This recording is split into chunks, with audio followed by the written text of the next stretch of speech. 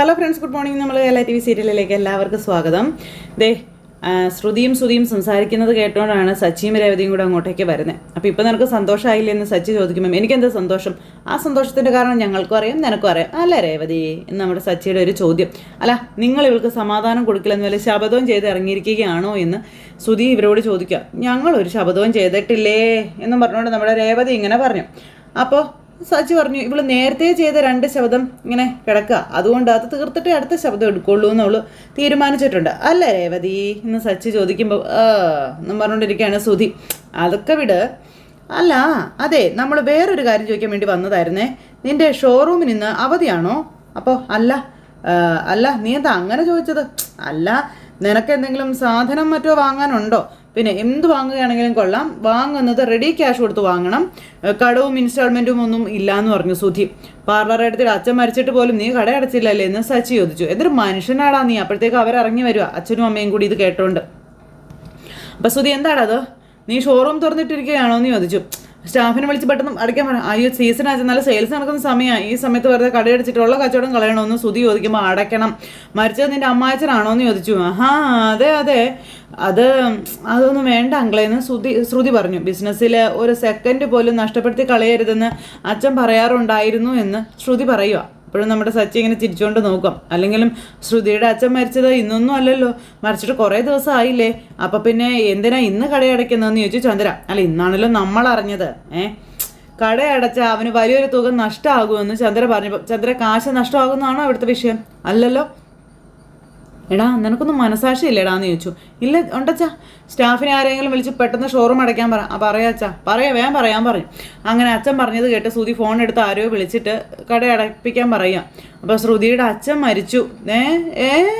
അപ്പോൾ 1 മാസത്തേക്കൊന്നല്ല, ഒരു ദിവസത്തേക്ക്, ഇന്നത്തേക്ക് മാത്രം, നാളെ തൊട്ട് കട തുറക്കണമെന്ന് ശ്രുതി അവരോട് പറയുക.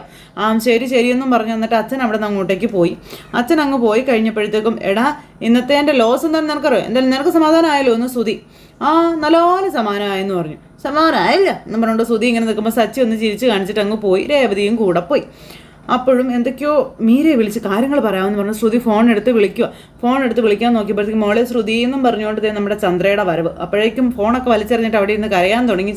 ചന്ദ്രയെ കാണിക്കാൻ വേണ്ടി തലേണയും കെട്ടിപ്പിടിച്ച് ഭയങ്കര കരച്ചിൽ. കയറി വന്നപ്പോൾ ശ്രുതി മോളിരുന്ന് കരയല്ലേ, ഹയോ എന്നും പറഞ്ഞിട്ട് ചന്ദ്രൻ്റെ മോളുടെ കരച്ചിൽ കണ്ടിട്ട് എനിക്ക് സഹിക്കാൻ വയ്യെന്നും പറഞ്ഞാൽ വരുന്നേ. അപ്പോഴത്തേക്കും ശ്രുതിയും വന്നു.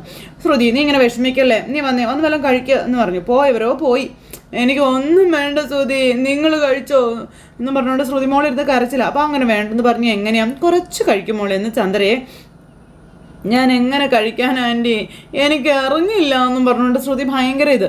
അപ്പോൾ കഷ്ടമായി പോയി എന്നും പറഞ്ഞുകൊണ്ട് ശ്രുതി മോൻ ഇങ്ങനെ ഇവിടെ നിൽക്കുക. ആ സമയത്ത് ഞങ്ങൾക്കും കഴിക്കാൻ തോന്നുന്നൊന്നുമില്ല, പിന്നെ പട്ടിണി കിടക്കണ്ടല്ലോ എന്ന് കരുതിയാ. മോളുവാ കുറച്ചെങ്കിലും കഴിക്കുക വാ എന്നും പറഞ്ഞ് ചന്ദ്ര വിളിക്കുമ്പോൾ, വേണ്ട ആൻറ്റി, എനിക്ക് താങ്ങാൻ പറ്റുന്നില്ല ആൻറ്റി, വേണ്ട ആൻറ്റി, ദൈവം എന്തിനാ എന്നോട് ഇങ്ങനെ ചെയ്തേ എന്നൊക്കെ ചോദിച്ച് ഭയങ്കര കരച്ചിൽ. ചന്ദ്ര എൻ്റെ ദൈവമേ എന്നും പറഞ്ഞ് ഇങ്ങനെ തലയാട്ടണം.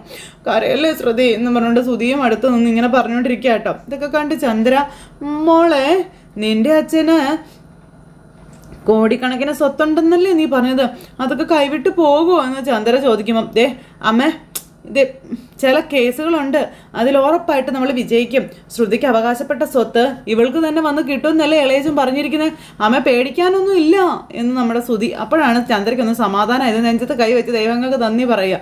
എന്നിട്ട് മോളെ അത് കൈവിട്ട് പോകാതിരിക്കാൻ വേണ്ടുന്നതൊക്കെ ചെയ്യണം കേട്ടോ. അച്ഛനോ പോയി, അച്ഛൻ്റെ സ്വത്തെങ്കിലും പോകാതെ നോക്കണമെന്നൊക്കെ പറയുമ്പോൾ, അതൊന്നും നഷ്ടപ്പെട്ടു പോകില്ല ആൻറ്റി, അതിനുള്ള ആൾക്കാരൊക്കെ അവിടെ ഉണ്ട് എന്നും പറഞ്ഞുകൊണ്ട് ശ്രുതി മോള്. അപ്പോഴും ചന്ദ്രയ്ക്ക് സമാധാനം, എനിക്ക് അവകാശപ്പെട്ടു പോയതൊന്നും തിരിച്ചു നഷ്ടപ്പെട്ടു പോകത്തില്ല, കൈവിട്ട് പോകത്തില്ല എന്നൊക്കെ ശ്രുതി ഇരിക്കുക. ഇപ്പോൾ നിങ്ങൾ ചെന്ന് ഭക്ഷണം കഴിക്കുക, എനിക്ക് കുറച്ച് നേരം ഒറ്റയ്ക്ക് ഇരിക്കണമെന്നും പറഞ്ഞുകൊണ്ട് മോള് പറയുമ്പം, ശരി മോളെ, ഇനി ഞാൻ നിർബന്ധിക്കുന്നില്ല, നിൻ്റെ ഇപ്പോഴത്തെ മാനസികാവസ്ഥ അത് ഞങ്ങൾക്ക് മനസ്സിലാകും. ശ്രുതി മോനെ വാടാ നമുക്ക് പോകാം, അമ്മേ നമുക്ക് എന്തെങ്കിലും കഴിക്കാം അമ്മ എന്ന് പറഞ്ഞുകൊണ്ട് മകൻ അമ്മയും കൂട്ടിക്കൊണ്ട് അവിടെ നിന്ന് പോവുക. അവരങ്ങ് പോകാൻ തുടങ്ങിയപ്പോഴത്തേക്ക് എന്ന് പറഞ്ഞൊരു ഒറ്റ കരച്ചിൽ. അവരങ്ങ് പോയി കഴിഞ്ഞപ്പോഴത്തേക്കും വാതിലടച്ച് കുറ്റിയിട്ടിട്ട് ചേച്ചി ചാടി എഴുന്നേറ്റു. ഫോൺ എടുത്ത് മീരയെ വിളിക്കാൻ നോക്കുക. മീരയുടെ നമ്പറിലേക്ക് കോൾ ചെയ്യുന്നപ്പോൾ മീര ചാടി ഫോൺ എടുത്തു. ശ്രുതി ഞാൻ നിന്നെ അങ്ങോട്ട് വിളിക്കാനിരിക്കുകയായിരുന്നു, ബീരാൻ വന്നിരുന്നോ? അപ്പം വന്നിരുന്നു, നന്നായിട്ട് പെർഫോം ചെയ്യുകയും ചെയ്തുവെന്നും ശ്രുതി പറഞ്ഞു. അപ്പോൾ അദ്ദേഹം പറഞ്ഞ എല്ലാവരും വിശ്വസിച്ചെന്ന് ചോദിച്ചപ്പം വിശ്വസിച്ചിട്ടുണ്ട്. അവരെ മലേഷ്യയിൽ പോകാനുള്ള പ്ലാനൊക്കെ ഉപേക്ഷിച്ചു, യാത്രയും ക്യാൻസൽ ചെയ്തു. ഇനി ഒരു പ്രോബ്ലംസും ഇല്ല എന്നും പറയുമ്പം നീ ഭയങ്കര തന്നെ കേട്ടോ, ഇല്ലാത്തൊരച്ഛനെ നീ ജയിലിലടച്ചു, ഇപ്പം അദ്ദേഹത്തെ കൊന്നു, നീ എന്തുവാടി എന്ന് മീര ചോദിക്കുക. അങ്ങനെ എല്ലാ പ്രോബ്ലവും തീർന്നിട്ടൊന്നുമില്ല, ഇനി നിൻ്റെ അച്ഛൻ്റെ സ്വത്തിനെ കുറിച്ചായിരിക്കും നിൻ്റെ അമ്മായിമ്മയുടെ ചോദ്യം മുഴുവനും, നീ പെടാൻ പോവുകയാണെന്ന് പറഞ്ഞപ്പം അതിനെക്കുറിച്ചൊക്കെ എപ്പോഴേ ചോദിച്ചു കഴിഞ്ഞു എന്ന് നിനക്കറിയാവോ. ഇപ്പോൾ സ്വത്ത് വകകളൊക്കെ ഒരു കേസിലാണ്, കേസ് ജയിച്ചാൽ സ്വത്ത് എനിക്ക് കിട്ടുമെന്നൊക്കെ പറഞ്ഞ് വിശ്വസിപ്പിച്ച് വെച്ചിരിക്കുകയാണെന്നുള്ള കാര്യം പറഞ്ഞു കൊടുക്കുകയാണ് ഇവിടെ നമ്മുടെ മീരയ്ക്ക് ശ്രുതി. അച്ഛൻ്റെ സ്വത്തൊക്കെ നഷ്ടപ്പെട്ടെന്ന് പറഞ്ഞാൽ പിന്നെ എനിക്കിവിടെ ഒരു വിലയുണ്ടാവില്ല, രേവതിയുടെ അവസ്ഥ തന്നെയായിരിക്കും എനിക്കും, അതുകൊണ്ടാ അങ്ങനെ പറഞ്ഞതെന്നൊക്കെ പറഞ്ഞ് ശ്രുതി കാര്യങ്ങൾ പറയുമ്പം തൽക്കാലം നീ രക്ഷപ്പെട്ടു, പക്ഷെ എത്ര കാലം നീ ഇങ്ങനെയൊക്കെ പോകുമെന്ന് ചോദിക്കുക അന്നേരം മീര. എത്ര കാലം വേണമെങ്കിലും പോകാം, പക്ഷേ സച്ചിയും രേവതിയും ഈ വീട്ടിലുള്ളിടത്തോളം കാലം എനിക്ക് കൂടുതൽ കാലം ഇങ്ങനെ കള്ളം പറഞ്ഞ് രക്ഷപ്പെടാൻ പറ്റത്തില്ല എന്നുള്ള കാര്യം പറയുകയാണ് ശ്രുതിയെ. എന്നിട്ട് ഞാൻ അവരെ പുകച്ച് പുറത്ത് അടിക്കാൻ വേണ്ടിയിട്ടുള്ള പ്ലാൻ, അവരെൻ്റെ പുറകെ തന്നെയുണ്ട്. എന്നെ അവർക്ക് നല്ല സംശയവുമുണ്ട്. അച്ഛൻ മരിച്ചു എന്ന് പറഞ്ഞതൊന്നും അവർ രണ്ടുപേരും വിശ്വസിച്ചു എന്നൊന്നും എനിക്ക് തോന്നണില്ല. നിൻ്റെ അച്ഛൻ മലേഷ്യയിലെ ബിസിനസ്സുകാരനാണെന്ന് പറഞ്ഞതുപോലും അവർ വിശ്വസിച്ചിട്ടില്ല, പിന്നെയല്ലേ ഇത് എന്ന് മീര അന്നേരം പറയാം. ശ്രുതി, നീ തൽക്കാലം രക്ഷപ്പെട്ടു, സച്ചിയും രേവതിയും നിനക്ക് നന്നായി അറിയാവുന്നതാണല്ലോ, അവരടങ്ങിയിരിക്കില്ല, ഈ അന്വേഷണം അവർ തുടർന്നുകൊണ്ടേ ഇരിക്കുമെന്ന്. അവരുടെ അടുത്ത നീക്കം എന്താണോ എന്തോ, എന്തായാലും നീ കരുതിയിരിക്കണം ശ്രുതി എന്നൊക്കെ കൂട്ടുകാരി പറഞ്ഞു കൊടുക്കണം. ശരി, അതും പറഞ്ഞ് ശ്രുതി മോള് ഫോൺ അങ്ങ് കട്ട് ചെയ്തു. അപ്പോഴിവിടെ ടെൻഷനാണ്, അവൾ പറഞ്ഞു ശരിയാണെന്നുള്ളത്. അത് കഴിഞ്ഞതിന് ശേഷം താഴെ അവരെ എല്ലാവരും കൂടി ഇരുന്ന് ഫുഡ് കഴിക്കുക. അപ്പോഴത്തേക്ക് നമ്മുടെ ശ്രുതി കേട്ടില്ലൻ കുറുമാടി പൊളി എന്നൊക്കെ പറഞ്ഞുകൊണ്ടിരുന്ന് ഇങ്ങനെ കഴിച്ചുകൊണ്ടിരിക്കുക കേട്ടോ. രേവതി വിളമ്പി കൊടുക്കും. അപ്പോൾ ഒന്ന് പതുക്കത്തിനിടാന്ന് അച്ഛൻ പറഞ്ഞു. കഴിക്കുക. അപ്പോഴത്തേക്ക് അമ്മ ഇരുന്ന് ഭയങ്കര കഴിക്കല. അപ്പോഴേക്കും നമ്മുടെ സച്ചി നോക്കുമ്പോൾ വെട്ടി വിഴുങ്ങി കയ്യിലൊക്കെ ഇങ്ങനെ വലിച്ചു വാരി തിന്നുകയാണ് നമ്മുടെ ശ്രുതി. ഇത് കണ്ടപ്പോൾ ശ്രീകാന്ത് വരെ എന്നും പറഞ്ഞിങ്ങനെ നോക്കുക. അച്ഛനും എല്ലാവരും അന്താളിപ്പോട് കൂടിയ ശ്രുതിയെ നോക്കുന്നത്, ശ്രുതിയുടെ ഭക്ഷണം കഴിപ്പ് കണ്ടിട്ട്. അപ്പോൾ എന്താ സച്ചിനെ ഇങ്ങനെ നോക്കുന്നതെന്ന് ചോദിച്ചു രേവതി. അപ്പം അല്ല, മരിച്ചത് ഇവൻ്റെ ആരാ എന്ന് സച്ചി അന്നേരം ചോദിച്ചു. അപ്പം അതെന്തൊരു ചോദ്യം സച്ചേട്ടാ, സുധിയേട്ടൻ്റെ അമ്മാച്ചനല്ലേ മരിച്ചത്, അതായത് അമ്മയുടെ പ്രിയപ്പെട്ട മൂത്ത മരുമകളുടെ അച്ഛൻ. അപ്പം ആണല്ലോ, പക്ഷെ ഇവൻ്റെ തീറ്റ കണ്ടാൽ തോന്നും മരിച്ചത് ഇവൻ്റെ ആരും അല്ല എന്ന്. സുധി ഇതൊന്നും മൈൻഡ് പോലും ചെയ്യുന്നില്ല, വെട്ടി വിഴുങ്ങിക്കൊണ്ടിരിക്കുക.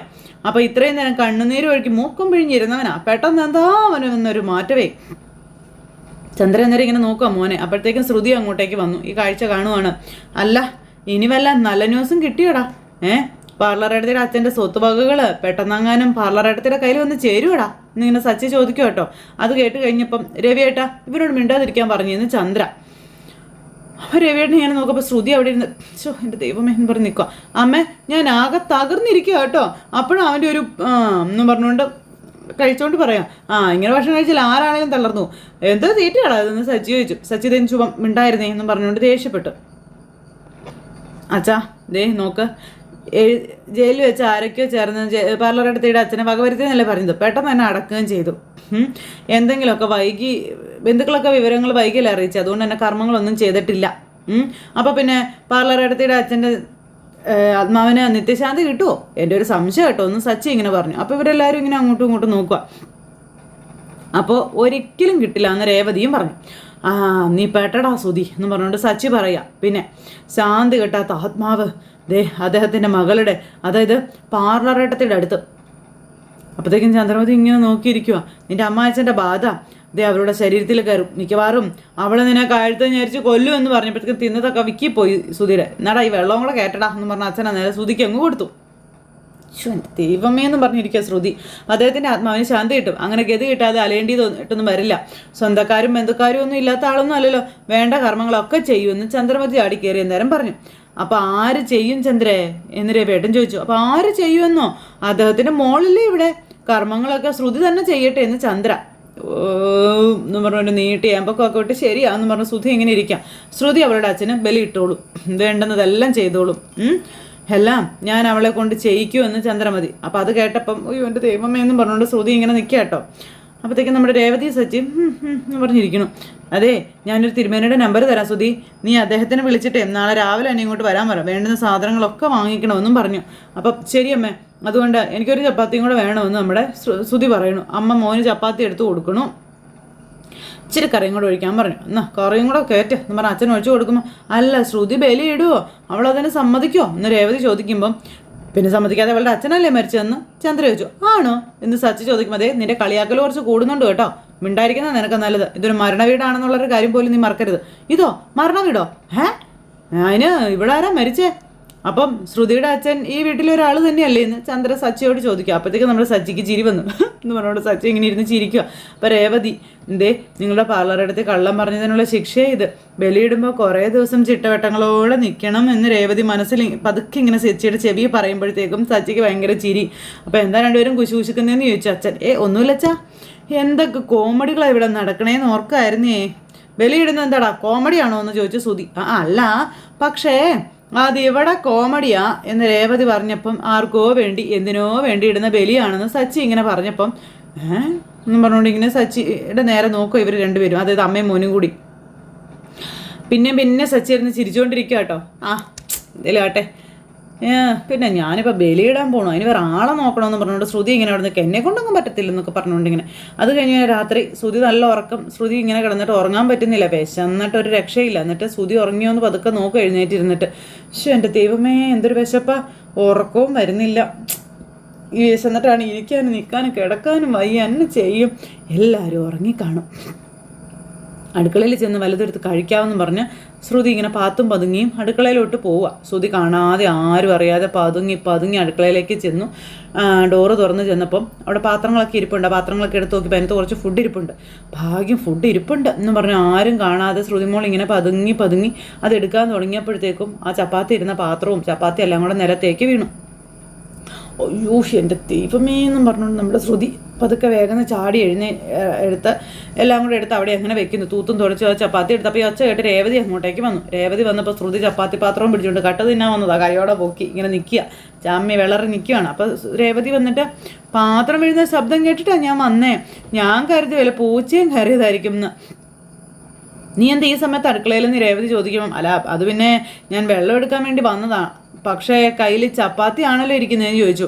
അല്ല, അതിപ്പോൾ ഞാൻ വെള്ളം എടുത്തപ്പോഴേ കൈ തട്ടിയിട്ട് താഴെ വീണതാ, അങ്ങനെ ഞാനിത് എടുത്തപ്പം ചപ്പാത്തി താഴെ എന്നും പറഞ്ഞുകൊണ്ട് ഇങ്ങനെ ഞാൻ വെള്ളം എടുക്കട്ടെ എന്നും പറഞ്ഞുകൊണ്ട് നമ്മുടെ മോള് വെള്ളം എടുക്കാനായിട്ട് അങ്ങോട്ടേക്ക് പോകണു. വെള്ളം എടുക്കാൻ പോയി ഇച്ചിരി വെള്ളം എടുത്ത് കുടിക്കുന്നു. അപ്പോൾ അല്ല, ഞാനിതൊക്കെ അടച്ചു വെച്ചതാണല്ലോ, നീ എന്തിനാ ഇത് തുറന്നു നോക്കിയേ?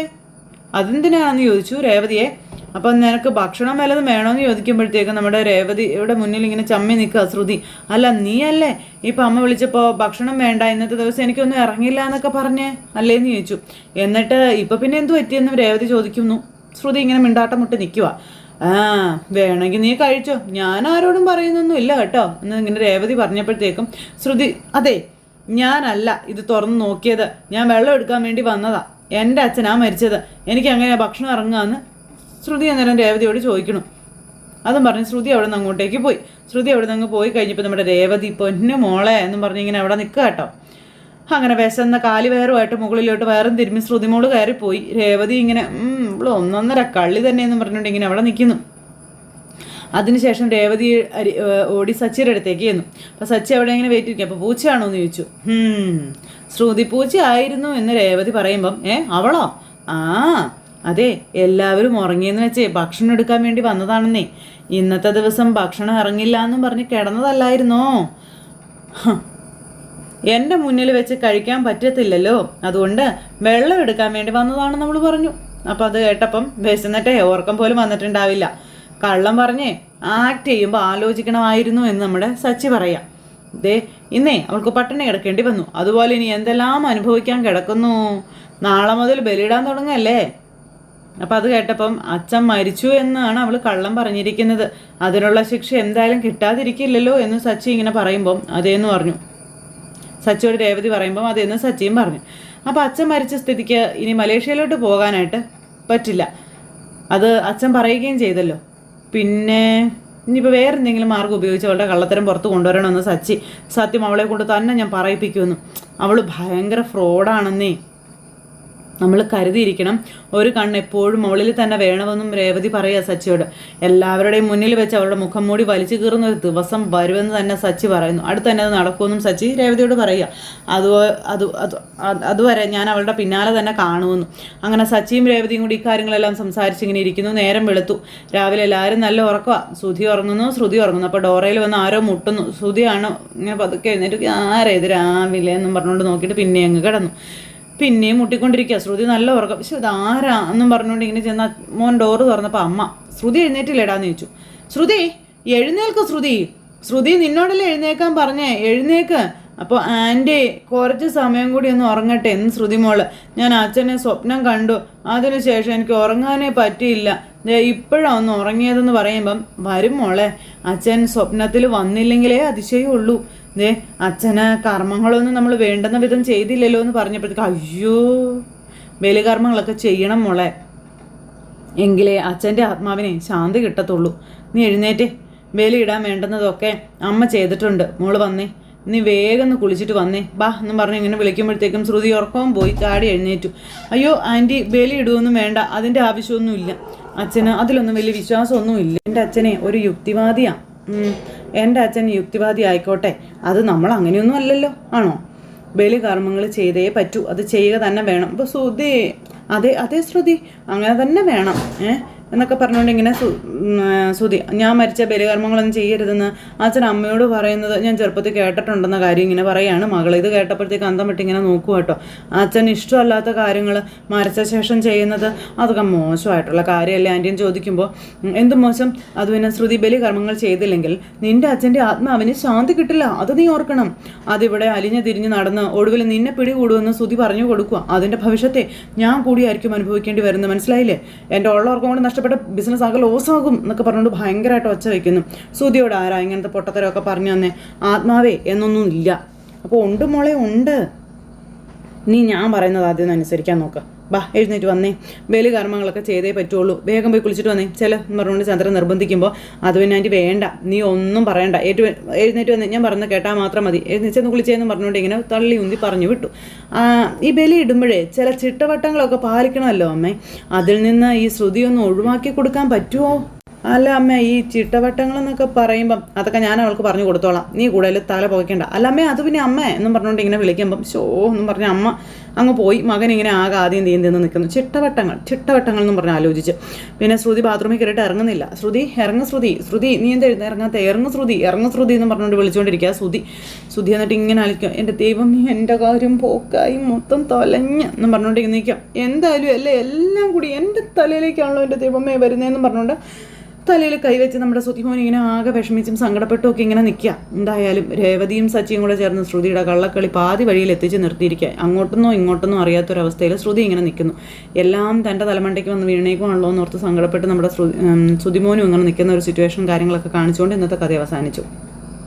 അപ്പോൾ എല്ലാവരും കാത്തിരുന്ന് കാണണം കേട്ടോ. എല്ലാവർക്കും നല്ലൊരു ദിവസം ആശംസിക്കുകയാണെങ്കിൽ എല്ലാവരും തരുന്ന സപ്പോർട്ടിനും സ്നേഹത്തിനും ഒത്തിരി നന്ദി അറിയിക്കുന്നു. Tata, say again, take care, bye bye.